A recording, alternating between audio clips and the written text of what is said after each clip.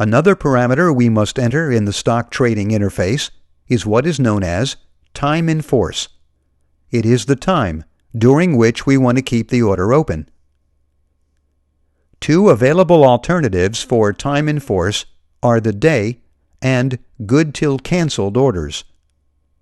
The day order remains open during regular market hours of that day until it is executed. If during that time the order has not been executed, it expires. That means that if we place an order using the specification day, that order will remain open during the whole trading day until it is executed. If at the end of the trading day the order has not been executed, it expires. On the other hand, the good till canceled order, whose acronym is GTC, remains indefinitely open during regular market hours until it is executed or canceled by us.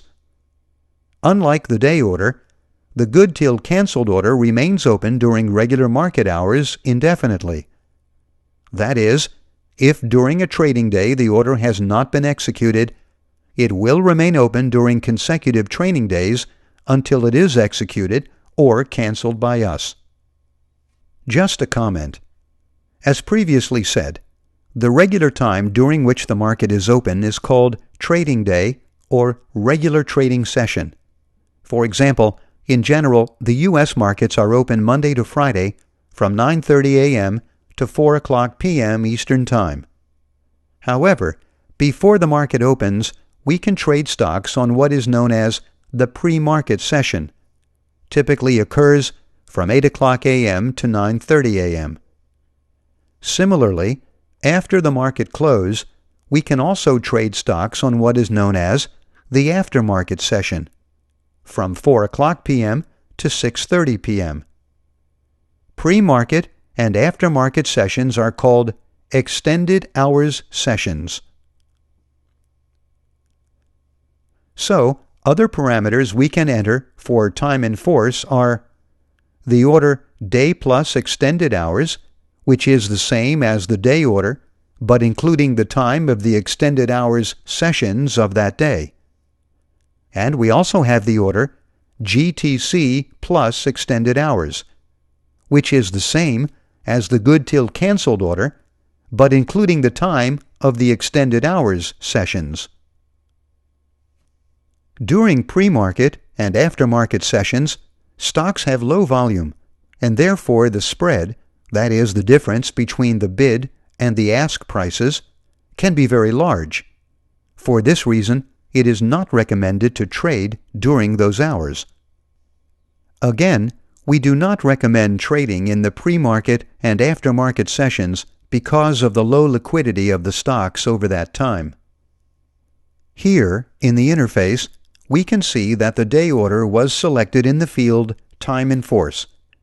So, in this case, we are indicating the purchase of 10 shares of Apple at a limited price of $402.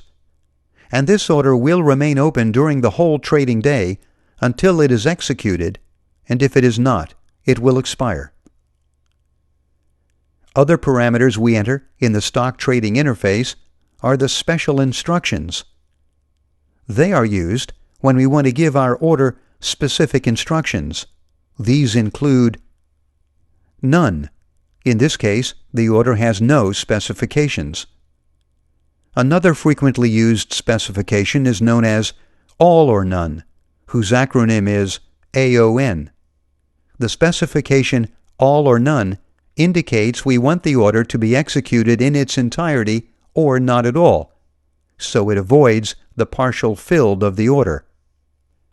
Another specification is fill or kill, whose acronym is FOK. The specification fill or kill indicates we want the immediate execution of the order. If the order cannot be filled immediately in its entirety, it is automatically canceled. The specification all or none is one of the most used.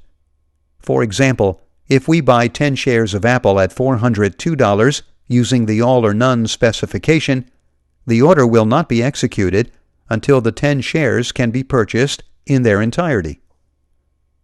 Often, orders are filled partially, especially on those stocks that have low volume. Thus, by using the all or none instruction, we are guaranteed that the order is executed in its entirety, or otherwise it remains open. Here, in the interface, we can see that the all or none specification was selected in the field Special Instructions.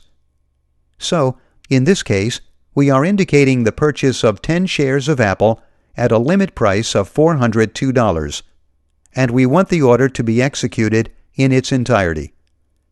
If the 10 shares cannot be bought, the order will remain open. This is what we are indicating by using the all or none specification. Another parameter we must enter in the stock trading interface is the routing of the order. That is, we must indicate the way we want to route the order. We can indicate a specific routing or let the broker do it automatically.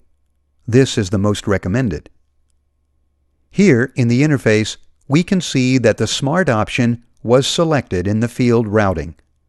This is indicating that the routing will be made automatically by the broker. Well, at this point, we have completed the different parameters of the trade we want to place. In this case, we are indicating the purchase of 10 shares of Apple at a limit price of $402, and we want the order to remain open only during the trading day. This is indicated with the day option, and we also want the order to be executed in its entirety. This is indicated with the all or none specification, and we want the routing to be made automatically by the broker. After completing the different parameters of the trade we want to place, we review the details of the order by clicking on Review Order. If everything is correct, we finally submit the order. It is sent directly to the market.